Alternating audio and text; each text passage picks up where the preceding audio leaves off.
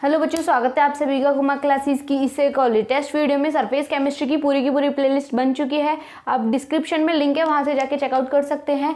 और हमारे ठोस अवस्था की फर्स्ट वीडियो आप प्लेलिस्ट में चेक कर सकते हैं। लेक्चर नंबर 2 है, हमें पढ़ना है ठोसों का वर्गीकरण, यानी कि जो ठोस है, हम ठोस के बारे में बहुत अच्छे से लास्ट वीडियो में डिस्कस कर चुके थे। अब हमें पढ़ना है कि इसका वर्गीकरण किस तरीके से होता है। ठीक है, फर्स्ट जो है हमारा वो होता है कि ठोस को क्रिस्टलीय ठोस एवं अक्रिस्टलीय ठोस में वर्गीकृत किया जाता है। ठोस को क्रिस्टलीय ठोस एवं अक्रिस्टलीय ठोसों में वर्गीकृत किया जाता है। यहाँ पे देख लेते हैं, ठोस के दो प्रकार होते हैं। एक होता है क्रिस्टलीय, क्रिस्टलाइन सॉलिड, और एक होता है अक्रिस्टलीय। ठीक है, ये दो होते हैं।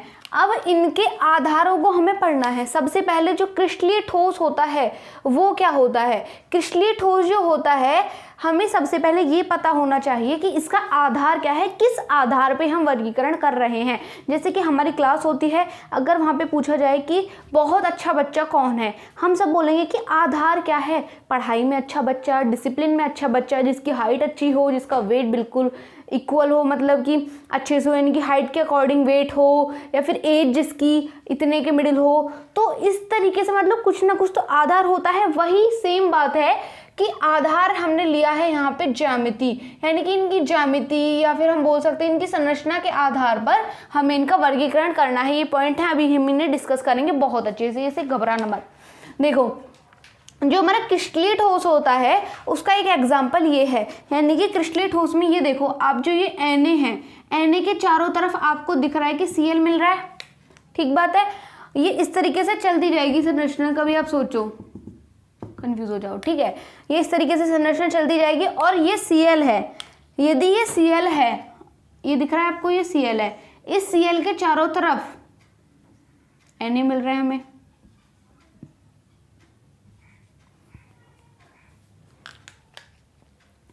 इस Cl के चारों तरफ हमें Na मिल रहे हैं। इसका मतलब ये है कि जो हमारा क्रिस्टल ठोस होता है, क्रिस्टलीय ठोस जो होता है, क्रिस्टलाइन सॉलिड जो होता है, उसकी संरचना क्या होती है, निश्चित होती है। उसकी संरचना क्या होती है, निश्चित होती है। और इसके अंदर ये देखने को मिलता है, यानी कि इसके जो कण हैं, कण जैसे कि ये एक कण है, इसके चारों तरफ हमें सेम कण, यानी कि एक पैटर्न लागू हो रहा है यहाँ पे। जो Cl है, ये देखो Cl जो है, Cl, इस Cl के चारों तरफ देखो ये रहा Na। अगर हम इस Cl को देखें तो इसके ये तो Cl Na है और ये इस तरीके से चलता जाएगा, यानी कि यहाँ पे भी Na होगा। ये किसका उदाहरण है, NaCl। दैट मीन्स जो NaCl है, NaCl की संरचना क्या होती है, क्रिस्टलीय ठोस की संरचना का एक उदाहरण है। व्हाट इट, NaCl जो कि नमक होता है, आपके घरों में जरूर यूज होता है, सबके में होता है। ठीक है, तो इस तरीके की हमें संरचना मिलती है। इसका मतलब इसकी क्या होती है, एक निश्चित ज्यामिति होती है या फिर एक निश्चित संरचना होती है जो एक पैटर्न पर चल रही होती है। आई होप आपको समझ आया हो। नेक्स्ट है हमारा अक्रिस्टलीय ठोस। अक्रिस्टलीय ठोस होते हैं। अक्रिस्टलीय ठोस को यदि आपको कोई परिभाषित करने के लिए बोले तो आप क्या बोलेंगे, अक्रिस्टलीय ठोस जो मतलब क्रिस्टलीय नहीं है, ऐसा भी बोल सकते हैं। और आप ऐसा भी बोल सकते हैं जिसकी संरचना जो है निश्चित नहीं है, जिसकी ज्यामिति निश्चित नहीं है, अक्रिस्टलीय ठोस होता है। देखो यहाँ पे अंट शंट कोई कहीं पे भी बिखरा हुआ है, देखो देखो यहाँ पे गोले गोले हैं, कहीं पे कुछ भी हो रहा है, समझ रहे हो ना, यानी कि बेकार वाली संरचना क्या है, अक्रिस्टलीय ठोस। इसका एक बेसिक सा एग्जांपल हम स्कूल में लेते हैं, जैसे कि जब असेंबली होती है, अब तो होती नहीं है कोरोना की वजह से, जैसे कि असेंबली होती है तो उसमें क्या होता है, सब बच्चे लाइन वाइज लगते हैं, क्लासेस की लाइन, फिर लगते हैं कद के हिसाब से, यानी कि रो में बहुत अच्छे से बच्चे जुड़े होते हैं। तो वो एक क्या है, एक निश्चित वहाँ पे व्यवस्था है, एक पैटर्न है लोग लगने का, कि यहाँ पे first class, second class, third class, fourth class, इस तरीके से ग्रेड लगे होते हैं। नेक्स्ट है हमारा अक्रिस्टलीय ठोस का एक उदाहरण बहुत अच्छा है कि जब लंच होता है तो बहुत ज़्यादा बच्चों की भीड़ भाड़ बढ़ जाती है, कहीं भी कोई भी भग रहा होता है, कुछ भी, कहीं खाना खा रहा है, कोई कहीं पानी पी रहा है, कुछ भी हो रहा है, यानी कि एक अच्छी सी व्यवस्था नहीं है या फिर एक निश्चित क्रम नहीं है। आई होप आपको इतना समझ आया हो।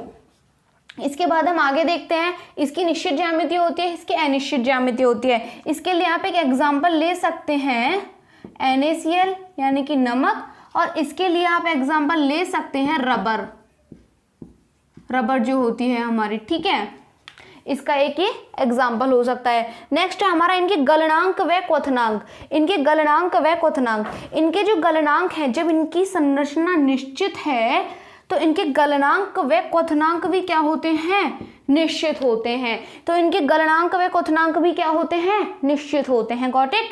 इनके जो गलनांक व क्वथनांक हैं वो अनिश्चित होते हैं, यानी कि एक परास में किस तरीके, ये परास में ये पिघलते हैं या फिर परास में ही ये गैस बनते हैं। कैसे, वो हम देखते हैं।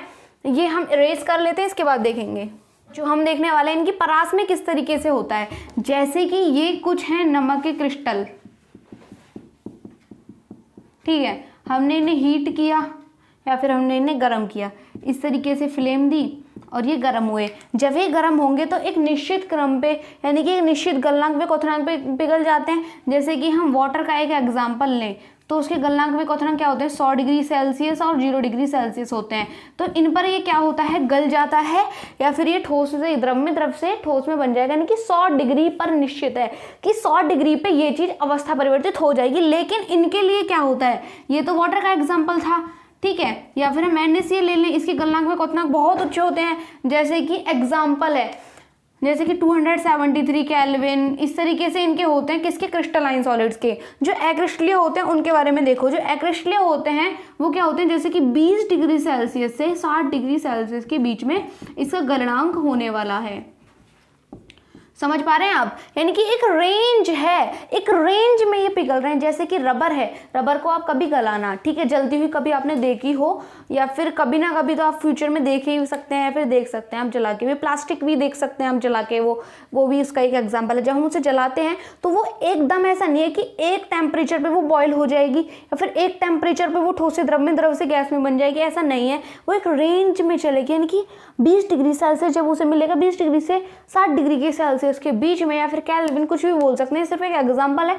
तो उसमें वो पिघल रही होगी, ना कि एक निश्चित पर ही पिघल जाएगी। आई होप आपको समझ आया हो। नेक्स्ट है हमारा विदलन।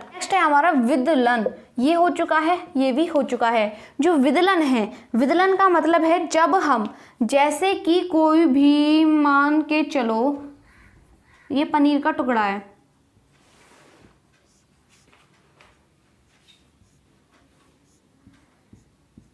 हम इसे काटते हैं इस तरीके से तो ये पूरे अच्छे से कट जाता है, जैसे कि हमने इसे नाइफ से काटा है। हम इसे नाइफ से जब काटते हैं, किसी भी वस्तु से काटते हैं, तो क्या होता है, विदलन हमें देखने को मिलता है। जब क्रिस्टलीय ठोसों को हम काट रहे होते हैं तो उनकी जो सतह मिलती है हमें, वो कैसी मिलती है, हमें एक चिकनी सतह देखने को मिलती है, एक चिकनी सतह देखने को मिलती है। लेकिन जब हम इन्हें काटते हैं, किसको, अक्रिस्टलीय ठोस को, तो ये खुरदरी देखने को मिलती है। जैसे कि जब हम रबर को काट रहे होते हैं, रबर को आप कितनी भी कोशिश करना, वो कुछ ना कुछ मतलब इकसार नहीं करती, सपाट नहीं करती, कुछ ना कुछ कण उसके ऊपर नीचे देखने को हमें मिलते हैं। तो ये हो जाएगा विदलन, खुरदरी सतह हमें देखने को मिलती है। या फिर PVC पाइप जो होता है उसे भी आप देख लेना, जब आपके यहाँ पे प्लम्बर काम करने आता है या फिर वाटर का कभी आपके यहाँ काम हुआ हो, तो जब वो पाइप कटती है तो क्या होता है, वो सतह हमें चिकनी देखने को नहीं मिलती। यही है क्रिस्टलीय एवं अक्रिस्टलीय ठोस में अंतर। इसके बाद है इनकी प्रकृति। ये क्या होते हैं, वास्तविक ठोस होते हैं। वास्तविक ठोस, ये वास्तविक ठोस होते हैं, ये आभासी ठोस होते हैं। जैसे कि एक एग्जाम्पल, ठोस ये है, ठीक है, एक एग्जाम्पल है। अगर हम इसे बहुत तकड़े तरीके से प्रेस करेंगे। नेक्स्ट है हमारा जो प्रकृति है इनकी, वो होती है वास्तविक ठोस, जो क्रिस्टलीय ठोस होते हैं, जबकि जो हमारे अक्रिस्टलीय ठोस होते हैं वो हमें आभासी देखने को मिलते हैं। इसका एक एग्जाम्पल हो सकता है, यानी कि ये अच्छे से दब जाते हैं, बहुत मतलब आसानी से दब जाते हैं, आसानी से दब जाते हैं, जबकि ये जो है ये आसानी से दबते नहीं है। जैसे कि आप देख सकते हैं लोहा, एक एग्जाम्पल, लोहा जो है वो आसानी से दबता है क्या, नहीं दबता। इसमें आप देख सकते हैं रबर, रबर को यदि आप बहुत तेजी के साथ में प्रेस करें तो वो आसानी से दब जाता है, ठीक है। अब इसके बाद हम देखते हैं संपीड्यता, संपीड्यता मतलब ये भी दबाने के साथ में, ये अक्रिस्टलीय ठोस एवं क्रिस्टलीय ठोसों में जो हमने वास्तविक ठोस और आभासी ठोस देखा है, यानी कि ये वास्तविक हैं, हाँ रियली में ये ठोस हैं, जबकि ये ठोस जैसे प्रतीत होते हैं, ठोस नहीं है। Got it? ये ठोस जैसे प्रतीत होते हैं, ठोस नहीं है। नेक्स्ट है हमारा, इनमें असंपीड्यता का गुण देखने को मिलता है क्रिस्टलीय ठोसों में, जैसे कि यदि आप सोने को दबा के देखने लगे तो वो दबेगा नहीं। संपीड्यता मतलब दबाना, और ये कुछ हद तक संपीड्य होते हैं, यानी कि कुछ हद तक ये दबाए जा सकते हैं। सिंपल। इसके बाद हम आगे देखते हैं, इनकी जो व्यवस्था है कणों की दीर्घ परासी व्यवस्था होती है। दीर्घ परासी व्यवस्था को बहुत अच्छे से एक एग्जाम्पल के साथ में, बेसिक एग्जाम्पल के साथ में अभी हम देखते हैं। जैसे कि जब घरों में ईंट, जब दीवार बनती है तो आपने देखा होगा ईंट कुछ इस तरीके से लगाई जाती हैं, यानी कि एक क्रम में लगाई जाती हैं ईंटें, ठीक है। इस तरीके से दीवार बन रही है तो एक क्रम में ईंट लगाई जा रही है इस तरीके से, ठीक है। तो क्या होगा, ये दीवार बहुत ऊपर तक चली जाएगी।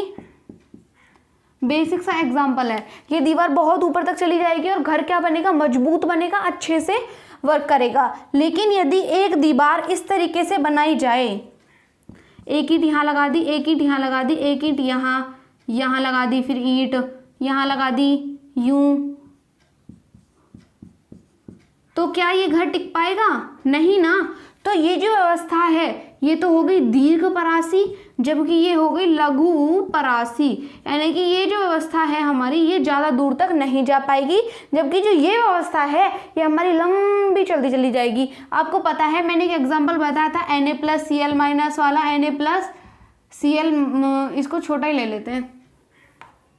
इस तरीके से जो मैंने एक एग्जाम्पल बताया था, इसमें क्या था, एक क्रम निश्चित था, जबकि इसके अंदर क्या है, एक भी क्रम निश्चित नहीं है। जब क्रम निश्चित नहीं है तो क्या वो बढ़ पाएगी? नहीं। इसमें क्या है, आपको जो क्रम है वो एक निश्चित क्रम देखने को मिल रहा है, यहाँ पे आपको क्रम निश्चित देखने को मिल रहा है, जबकि यहाँ पे आपको कोई भी क्रम निश्चित देखने को नहीं मिल रहा। ऑब्वियस सी बात है ये आसानी से गिर जाएगी, जबकि ये नहीं गिरेगी। डेली लाइफ के साथ में आप रिलेट कर सकते हैं केमिस्ट्री को बहुत अच्छे से। व्यवस्था हो चुकी है, व्यवस्था कणों की दीर्घ परासी व्यवस्था, कणों की लघु परासी व्यवस्था, यानी कि ज़्यादा लंबी नहीं टिक पाएगी। सिंपल। अब यहाँ पे देखते हैं शीतलन वक्र। शीतलन वक्र क्या होता है, अभी हम वो देखने वाले हैं। यहाँ से इरेज कर लेते हैं, स्क्रीनशॉट लेना चाहें तो ले सकते हैं। शीतलन वक्र को समझते हैं। शीतलन वक्र को इस तरीके से देखिएगा, ये होता है इधर इस तरीके से, यहाँ पे होता है हमारा टाइम और यहाँ पे होता है हमारा टेम्परेचर। Got it? हम एग्जाम्पल लेते हैं वाटर का, समझने की कोशिश कीजिएगा। हम यदि वाटर को गर्म करते हैं तो उसकी जो व्यवस्था है, यानी कि उसकी जो अवस्था है वो परिवर्तित होना स्टार्ट होगी, वो इस तरीके से बढ़ेगा। इसका जो ग्राफ है वो कुछ यूं देखने को हमें मिलता है। अब इसको समझते हैं क्यों देखने को मिलता है। ये होता है 0 डिग्री सेल्सियस, ये होता है 100 डिग्री सेल्सियस पर। देखो 0 डिग्री सेल्सियस यदि ये टेम्परेचर हो जाएगा तो ये क्या हो जाएगा, यहाँ पे बर्फ बन जाएगी।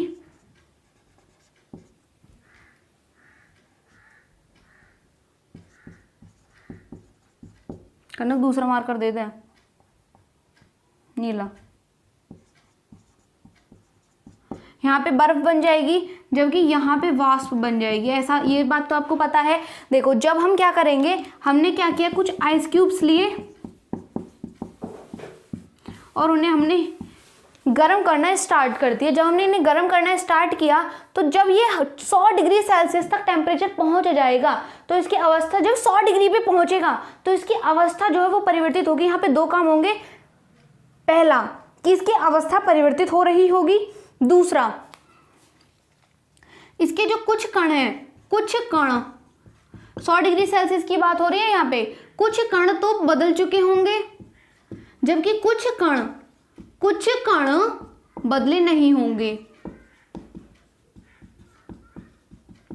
कुछ कण तो इसके बदल चुके होंगे 100 डिग्री सेल्सियस पर, यानी कि जो हमारी द्रव है, द्रव से वाष्प में, जबकि जो कुछ कण है वो बदले नहीं होंगे। यहाँ पे ग्राफ इस तरीके से स्ट्रेट लाइन क्यों आ रहा है, इसके पीछे कारण है कि जब तक सारे के सारे कण परिवर्तित नहीं हो जाएंगे तब तक जो वाष्प है या फिर जो हमारी बर्फ है वो एनर्जी जो हम हीट दे रहे हैं या फिर एनर्जी दे रहे हैं उसे लेती रहेगी और उसके बाद क्या करेगी, वो अवस्था परिवर्तित करेगी।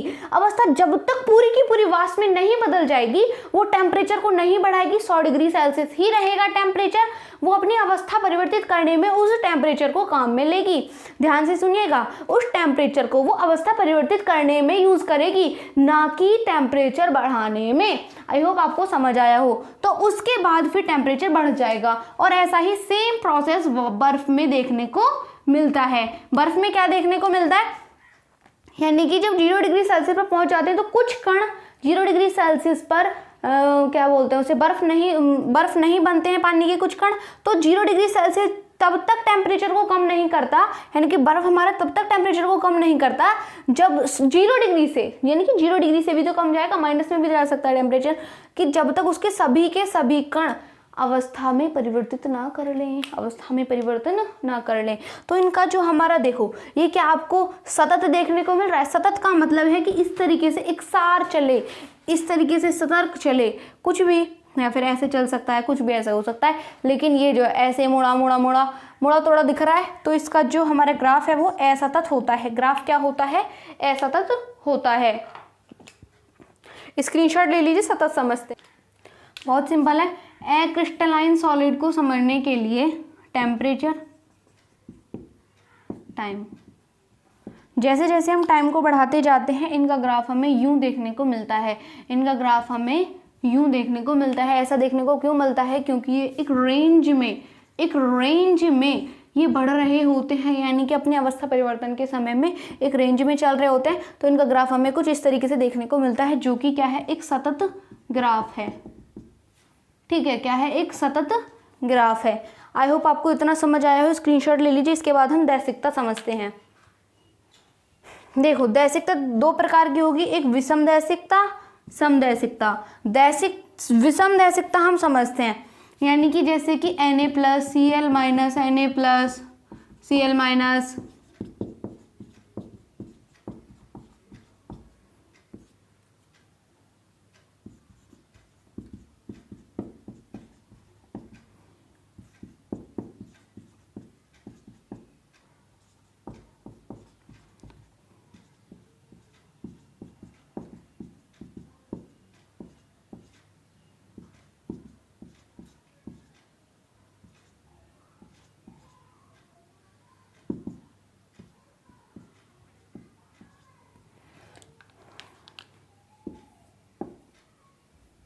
देखो, ये है हमारा निश्चितता, यानी कि क्रिस्टलीय, ये है अक्रिस्टलीय। इसमें जब हम इन्हें ब्रेक डाउन करते हैं, देखो इस तरीके से यदि हमने इन्हें काटा तो हमें गुण देखने को मिलेंगे भिन्न भिन्न भिन्न भिन्न।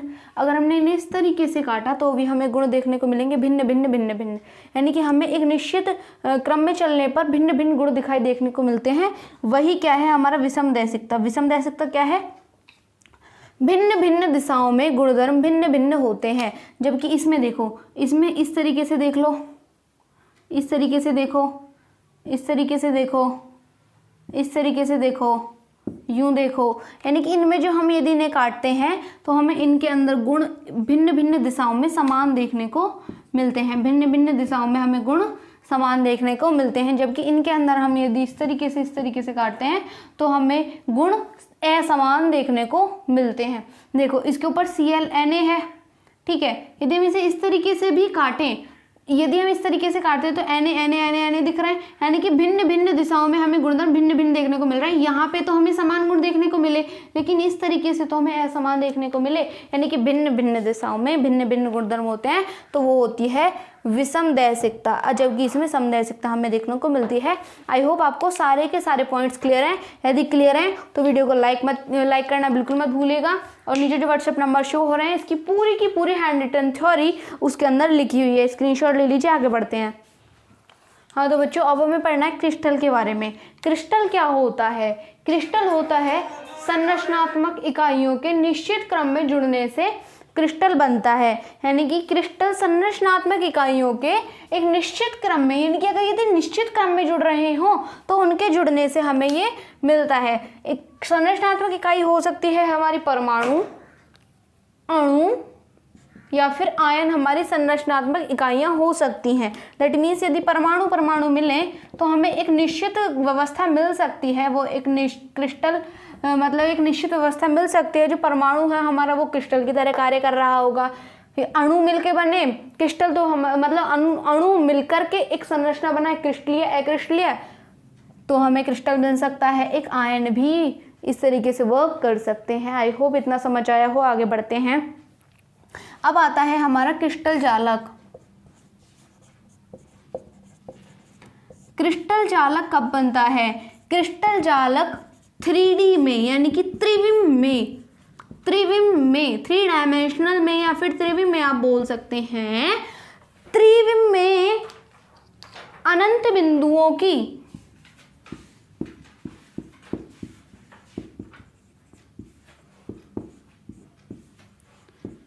निश्चित अनंत बिंदुओं की निश्चित व्यवस्था को क्रिस्टल जालक कहते हैं।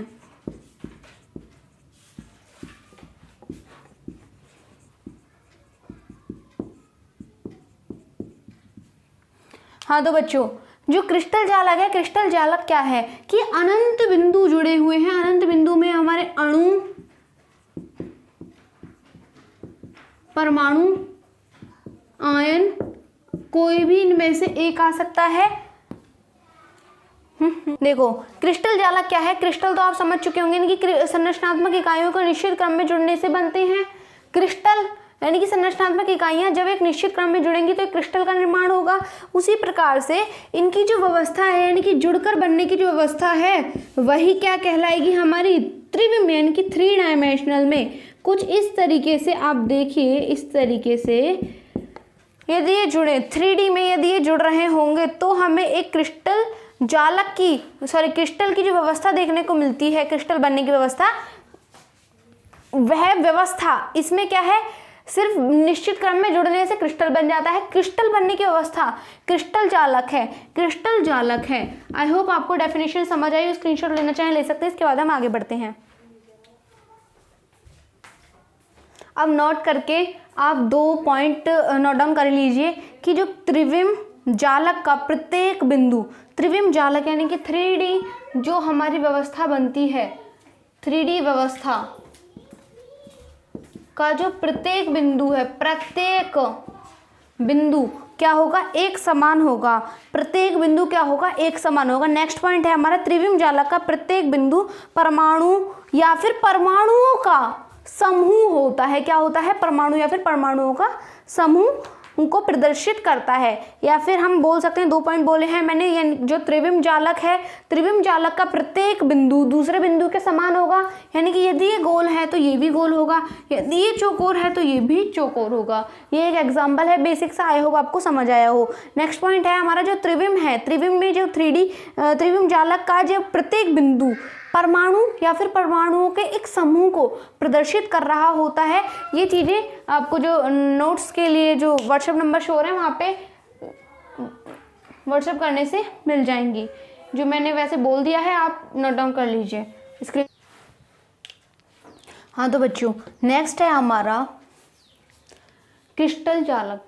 क्रिस्टल जालक का वह हिस्सा जिसे बार बार दोहराने से पूरा क्रिस्टल बनता है उसे एकक कोष्ठिका कहते हैं। यानी कि यदि कोई एक ऐसा हिस्सा है क्रिस्टल के अंदर जिसे हम बार बार रिपीट कर रहे हैं और पूरा का पूरा हमें क्रिस्टल देखने को मिल रहा है तो वो क्या कहलाता है? एकक कोष्ठिका। जैसे कि ये एक फिगर बना हुआ है, इसमें जो हमें ये इस तरीके से ये डिब्बे देखने को मिल रहे हैं। इस तरीके से जो ये डिब्बे हैं ये यदि एक निश्चित क्रम में जुड़े हुए हैं तो इससे एक व्यवस्था बन गई। तो ये जो डिब्बे हैं यही क्या है? एकक कोष्ठिका। एकक कोष्ठिका क्या है? एकक कोष्ठिका। एकक कोष्ठिका।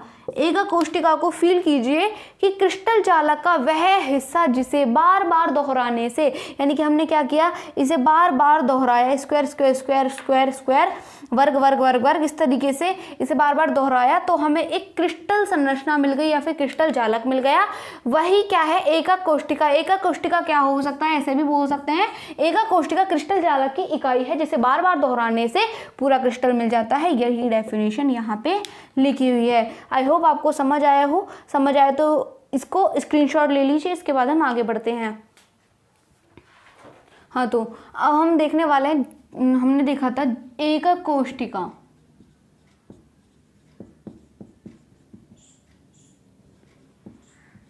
ये एकक कोशिका है, इस तरीके से वर्ग है एक,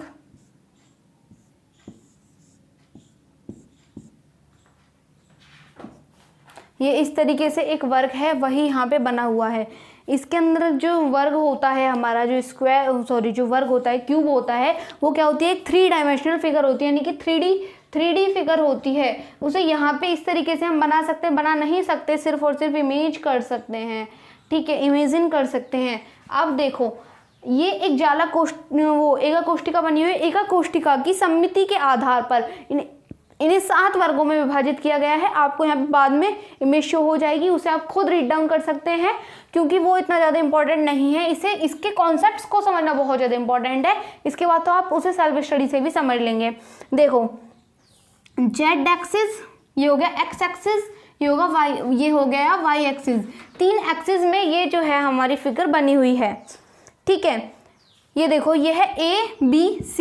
यदि हम क्या करें, हम इस फिगर को कितने तरीके से परिवर्तित कर सकते हैं। यदि हम अल्फा बदल दें, बीटा बदल दें, गामा बदल दें, 3 तरीके तो ये हो गए, this one this one this one, ठीक है। इस तरीके से बदल सकते हैं हम इन्हें, अल्फा बीटा गामा बदल दें। और नेक्स्ट हो सकता है हमारा कि हम ABC इन तीनों में, यदि इन 6 में परिवर्तन कर दें यदि हम, तो हमें नई नई संरचना देखने को मिल सकती है। उसके आधार पर हमें 7 संरचनाएं देखने को मिलती हैं, जिन्हें आप यहाँ पे बाद में देख पाएंगे, और आप स्क्रीनशॉट ले लीजिएगा या फिर आपको नोट्स में भी वो चीज़ मिल जाएगी। अब देखो, अल्फा बीटा गामा, ए व बी के बीच में कौन होता है हमारा अल्फा, ए व सी के बीच में कौन होता है हमारा बीटा, बी व सी के बीच में हमारा जो कोण है वो होता है हमारा जेड एक्सिस।